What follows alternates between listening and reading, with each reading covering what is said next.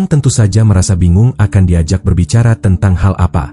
Wanita itu mengatakan kalau dirinya cuma seorang gadis yang bekerja keras untuk bertahan hidup, yang juga harus menjaga pamannya. Karena tubuh serta penampilan Zhang cukup bagus, ia pun menawarkan sebuah pekerjaan. Pekerjaan itu adalah menjadi seorang pandai besi di toko ini dan menjaga pamannya yang bernama Liu Tiefeng. Sebenarnya, tawaran tersebut cukup bagus. Jika Zhang bisa menguasai ilmu menempa, dirinya bisa menghemat banyak uang untuk keperluan senjata di masa depan. Tanpa ada negosiasi lagi, Zhang langsung menyetujui tawaran tersebut dan mengatakan kalau ia akan menjadi Raja Blacksmith. Perempuan itu menjadi sangat senang. Bahkan ia memukul Zhang dengan sangat keras karena saking gembiranya. Ya, saat ini Zhang harus mencoba bertahan di bawah tangan si perempuan bernama Chou Qiang yang sangat kuat ini. Beberapa hari kemudian, pelatihan awal akhirnya dimulai. Zhang berlatih sebuah teknik eksklusif toko ini yang bernama teknik Neading Forging. Setelah adonan dibuat, Qiang akan pergi ke gudang untuk mengambil cetakan, dan ia menyuruh Zhang untuk menjaga apinya agar tidak padam. Tapi karena tidak diberitahu benda mana yang menjadi bahan bakar, Zhang akhirnya mengambil benda yang ada di sampingnya karena api sebentar lagi akan padam. Langkah terakhir, ia harus memasukkan adonan yang sudah dibuat ke dalam kompor untuk terus memanaskannya. Namun, tiba-tiba terjadi ledakan besar, dan Zhang cukup terkejut. Apakah sekarang dirinya sudah mati? Sebuah tanda atau elemen kemudian muncul di dadanya, dan ia menyerap ledakan api yang berkobar ke dalam tubuh. Zhang akhirnya tersadar. Kondisinya tidak ada yang terluka, namun jantungnya terasa sangat panas. Zhang langsung melakukan analisa. Hasilnya adalah, level kekuatan Zhang telah meningkat ke level 3, di mana skill barunya saat ini mampu melahap api dan mengubahnya menjadi energi elemental. Selain mendapatkan skill baru, skill dasar yang lain juga mengalami peningkatan. Namun, yang bikin penasaran adalah kenapa efek kekuatannya hanya efektif kalau dipakai saat malam hari. Chou kemudian datang, dan ia cukup terkejut kenapa ruangan ini porak-poranda. Ia langsung berlari ke arah Zhang untuk meminta maaf karena tidak memberitahu secara detail benda mana yang merupakan bahan bakar. Zhang mengatakan dirinya baik-baik saja, dan Chou merasa lega kalau Zhang tidak terluka. Tapi ia cukup penasaran bagaimana cara Zhang memadamkan api ledakan dari bahan Scarlet Serpent yang harusnya sulit untuk dipadamkan. Sebelum Zhang menjawab, adonan yang dibuatnya ternyata sudah jadi, dan hasilnya cukup bagus. Menurut Chou, Zhang ternyata sangat berbakat, dan pihak sekolah benar-benar buta akan potensi anak muda ini. Padahal dengan kemampuan seperti ini bisa bergabung dengan 3 organisasi besar. Zhang menjadi penasaran, organisasi ketiga itu apa? Karena semua orang selalu menyebut penjaga kota dan tim investigasi sebagai 3 organisasi besar. Chou menjelaskan bahwa kota Pearl adalah bagian dari organisasi ketiga. Namun, kegiatan organisasi tersebut tidak ada yang tahu. Di situ, Chou Qiang memberikan sebuah pedang kecil berwarna biru kepada Zhang, karena ia tahu sebelumnya Zhang datang ke sini untuk mencari senjata. Zhang lalu mengidentifikasi pedang tersebut, di mana hasilnya pedang ini adalah pedang premium yang harganya cukup mahal. Chou mengatakan harganya adalah $100.000, di mana Zhang tentu saja tidak akan mampu membeli pedang tersebut. Namun, Chou hanya bercanda, dan ia memberikan benda itu secara gratis sebagai hadiah kenaikan level. Setelah itu, Chou akan pergi untuk menjalankan beberapa misi, dan ia memerintahkan Zhang tetap di sini untuk menjaga pamannya. Meskipun toko ini tidak ditargetkan oleh Tiancheng Fox karena tidak dibuka untuk bisnis, dengan adanya beberapa kejadian akhir-akhir ini, mungkin saja hal itu akan menarik perhatian mereka. Jadi, untuk malam ini, Zhang berencana untuk mencari informasi dengan skill Night Walker. Ketika malam tiba, ada seorang anak perempuan yang sedang bermain ayunan. Setelah dianalisa, Zhang cukup terkejut karena ini adalah pertama kalinya ia menemukan Tiancheng Fox dengan level rendah. Level iblis tersebut sama dengan level Zhang, jadi Zhang seharusnya bisa mengalahkan iblis itu. Apalagi, dirinya sudah memiliki sebuah senjata. Tapi, ketika ia akan menyerang, tiba-tiba tubuh Zhang membeku. Ada suara seorang wanita di belakangnya yang berkata, "Apakah kau sedang berencana untuk menyerang anak-anak? Jangan bergerak atau aku akan membunuhmu." Zhang bisa merasakan kalau wanita yang ada di belakangnya jauh lebih kuat daripada dirinya, di mana skill Night Walker dan cincin assassin benar-benar tidak berguna. Wanita itu menyuruh Zhang untuk pergi ke sebuah tempat yang disebut Orphanage Training Ground kalau ia tidak ingin mati. Saat melirik ke belakang, sosok wanita tersebut langsung lenyap, lebih mirip seperti wujud roh. Menurut Zhang, sepertinya wanita itu tidak bersekutu dengan Tiancheng Fox. Jika seperti itu, seharusnya ia langsung dihabisi. Zhang kemudian pergi ke tempat yang diperintahkan. Tapi, sebenarnya ada satu pertanyaan. Bagaimana wanita itu bisa tahu nama tempat tersebut? Karena sebenarnya, nama Orphanage Training Ground adalah nama buatan Zhang yang seharusnya orang lain tidak tahu. Selain itu, roh wanita tersebut juga sepertinya sudah mengawasi Zhang sejak lama, dan pasti ada alasan khusus kenapa wanita tersebut menuntunnya ke tempat ini. Sesosok monster kemudian muncul, di mana Zhang cukup kaget dan langsung menganalisanya. Monster ini berasal dari mutasi hewan pengerat.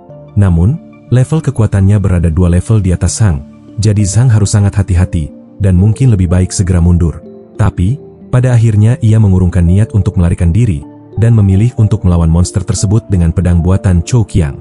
Ia langsung maju untuk menyerang, bermodalkan pengalaman dari membaca novel di kehidupan sebelumnya, di mana tokoh utama yang tidak punya pengalaman bertarung juga bisa mendapatkan kemenangan. Monster itu langsung menggunakan jurus berputar seperti terenggiling, dan Zhang menahan serangan itu dengan pedang kecilnya. Zhang bisa merasakan kalau armor monster ini sangat tebal, jadi pedang kecilnya sangat sulit untuk menembus bagian inti, dan membutuhkan sesuatu yang lebih kuat. Sang monster mulai menyerang dengan tembakan racun, dan Zhang berusaha menghindarinya, berpikir seolah-olah ini adalah permainan video game. Setelah analisa selesai, kelemahan monster tersebut ada di bagian mata. Tapi, jika monster itu mulai menggulung, mengalahkannya akan menjadi sangat sulit. Zhang akhirnya mencoba untuk menggunakan kekuatan api miliknya untuk diubah menjadi energi tambahan, dan selanjutnya menggunakan teknik bertarung sederhana yang diajarkan di sekolah. Ketika monster itu kembali berputar, Zhang menahannya dengan pedang kecil, kemudian menggunakan kekuatan api untuk membakar monster tersebut. Cara ini ternyata berhasil, di mana monster tikus itu berhenti berputar. Dengan secepat kilat, Zhang langsung menusukkan pedangnya ke arah mata sang monster. Ledakan besar pun terjadi, dan setelah makhluk tersebut berhasil dikalahkan, level dan kemampuan Zhang langsung meningkat, di mana saat ini ia langsung berada di level 4. Tapi, kalau dipikir-pikir, sebenarnya cukup aneh ada tipe monster ini di sini. Bahkan terkesan seperti direncanakan dengan sengaja. Tiba-tiba bayangan berwarna hitam muncul dari arah belakang. Objek tersebut langsung menyedot Zhang dan membawanya ke sebuah tempat yang gelap. Wanita misterius itu kembali muncul, dan kali ini ia meminta Zhang untuk membuktikan kalau ia adalah seorang manusia dalam waktu 5 menit. Zhang cukup bingung dengan apa yang harus ia lakukan, karena dirinya memang seorang manusia. Mendengar pertanyaan aneh, Zhang menduga kalau wanita di hadapannya pasti juga merasakan keberadaan iblis alien di kota, tetapi masih samar-samar. Itulah mengapa wanita itu mengetes Zhang dengan pertanyaan seperti ini. Karena bingung harus menjawab apa, Zhang bertanya apakah ia bisa mendapatkan sedikit petunjuk untuk pertanyaan tersebut. Namun, wanita itu benar-benar tidak peduli. Ia hanya mengatakan kalau waktunya terus berjalan, tetapi Zhang masih belum bisa menganalisa secara akurat siapa sebenarnya wanita ini. Ketika waktu tinggal 2 menit, Zhang akhirnya berhasil. Wanita itu bernama Liu Xishan dengan level kekuatan 28, yang sudah termasuk level tinggi. Setelah melihat data kemampuan Xishan, Zhang menjadi paham kenapa skill bayangan malam dan cincin assassin miliknya tidak berguna. Ia juga mendapati bahwa Xishan tergabung dalam sebuah squad yang belum pernah ia dengar. Waktu tinggal 1 menit lagi, dan Zhang tentu saja semakin panik. Ia akhirnya bertanya apakah Xishan adalah teman masa kecilnya saat di panti asuhan, karena nama taman yang tadi bukanlah nama yang digunakan oleh orang umum. Sebenarnya, Zhang tidak mengingat ada anak bernama Xishan. Ia berpura-pura menebak banyak nama, dan ketika ia menyebut kata Liu Xixi, wanita itu langsung memajukan pedangnya. Itu tidak membuktikan jika Zhang adalah manusia, katanya. Melihat reaksi tersebut, Zhang merasa yakin kalau ini memang Xixi, di mana Xishan adalah nama yang baru. Xixi 3 tahun lebih tua darinya. Senior Xixi telah lulus dari akademi, kemudian bergabung dengan tim investigasi. Saat masih di panti asuhan, Xixi pernah mengajari Zhang Ping gerakan bela diri, dan saat Zhang mempraktikkan gerakan tersebut, Xixi dewasa terlihat sangat terkejut dan malu. Zhang pun semakin yakin kalau dia adalah senior Xixi, namun wanita itu enggan menjawab dan langsung lanjut ke pertanyaan kedua. Berdasarkan catatan akademi, Xixi tahu kalau kontrak batu games milik Zhang dikategorikan tidak berguna karena mustahil untuk diaktifkan. Jadi, apa yang sudah kau lakukan hingga bisa menjadi kuat? Tanyanya. Zhang menceritakan kejadiannya, di mana ia menelan batu games miliknya sendiri.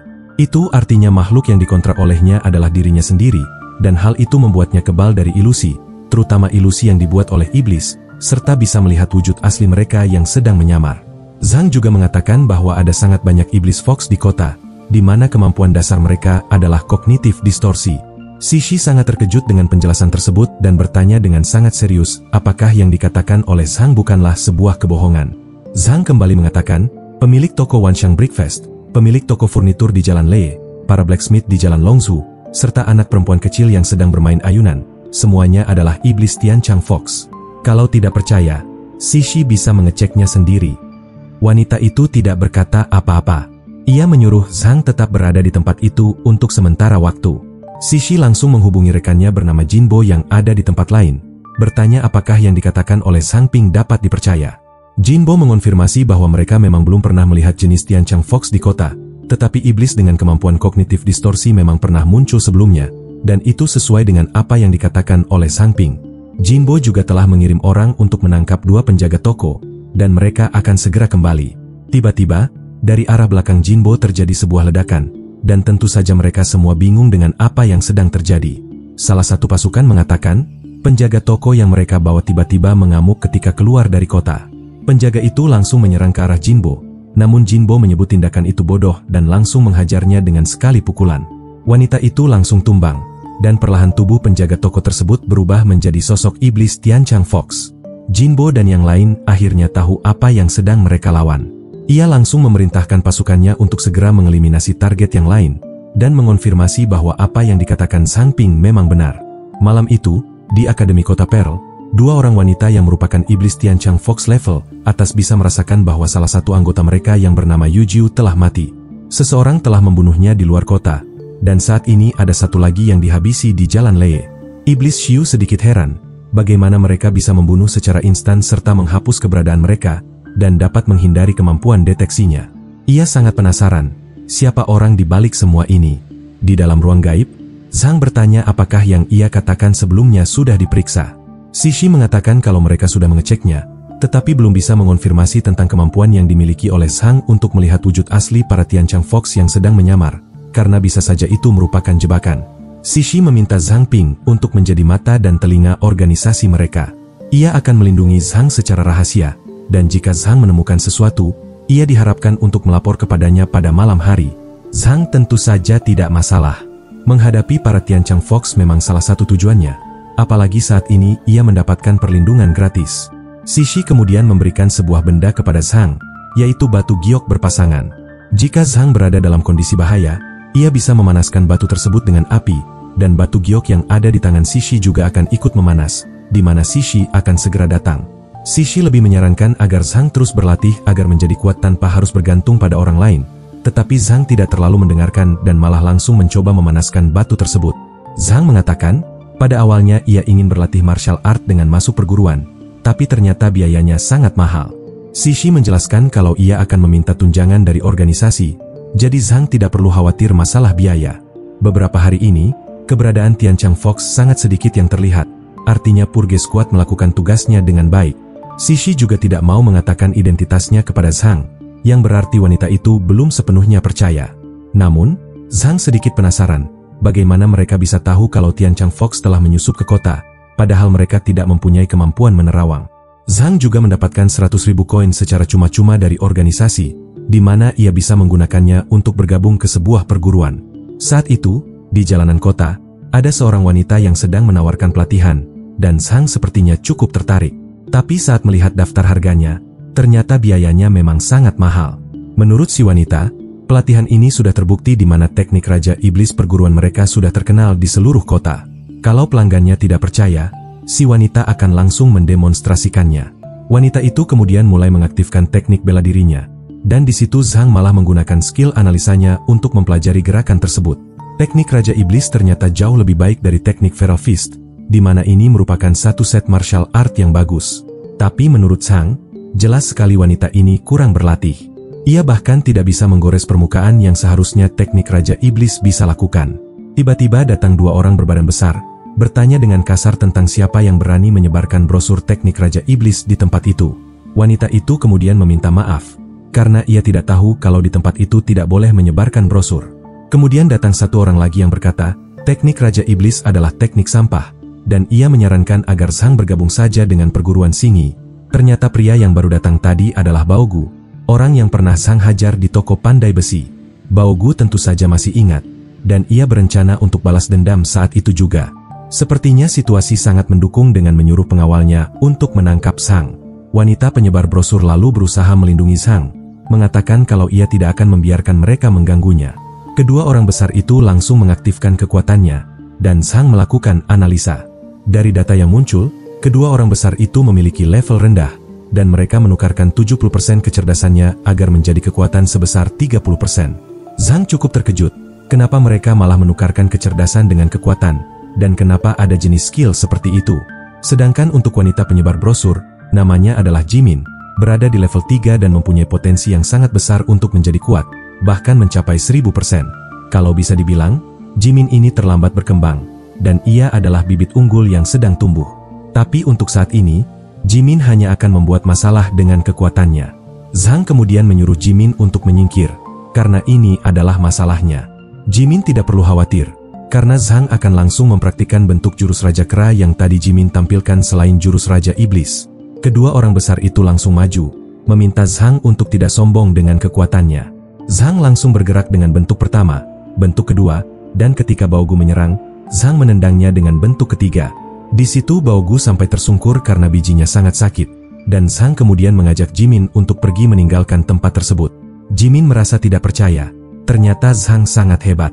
Ia bahkan bisa menguasai gerakan bentuk Raja Monyet hanya dalam sekali lihat. Bahkan di situ Jimin malah meminta Zhang untuk mengajarinya, jikalau nanti ada gerakan yang belum bisa ia kuasai. Zhang merasa tidak masalah, karena ia yakin Jimin mampu menjadi petarung tingkat tinggi, atau bahkan tingkat puncak.